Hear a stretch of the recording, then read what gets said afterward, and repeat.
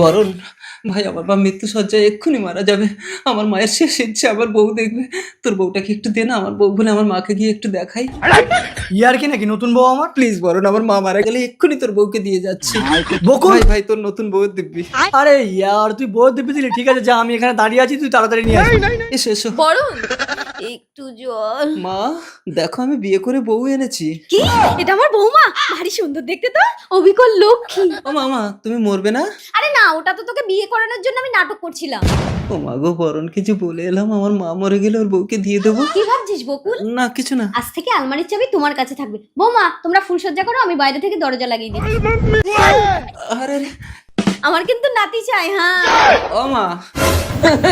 বকুলে তো দেরি করছে কেন দেখি তো। বকুল ভাই একটু তাড়াতাড়ি কর, আমার খুব জোরে ফুলসজ্জা পেয়েছে। এই কেড়ে ডিস্টার্ব করছো আমার বৌমা। ও মা গো, ইয়ে বুড়ি তো মারা গেছে, তার মানে ভূত।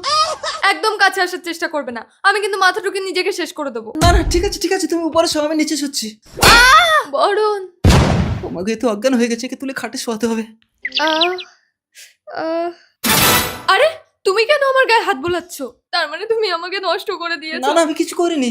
আমি নষ্ট হয়ে গেছি। আরে বলছি তো আমি কিছু করিনি। শোনো, তাহলে তুমি আমাকে বরণের কাছে নিয়ে চলো। তাই চলো প্রিয়া। চলো। ও একটু বাপের বাড়ি যাচ্ছে মা। ওই তো বরণ, ওই তো। বরণ, চলো বাড়ি চলো। হ্যাঁ, পরপুরুষের সাথে রাত কাটিয়েছে বলে বাড়ি চলো। এই তুমি আমাকে ভালোবাসো? আমার প্রতি একটু বিশ্বাস নেই তোমার? বিশ্বাস? আর তোমাকে? হ্যাঁ। বরণ।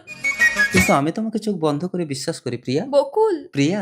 জীবনের টুকা চলে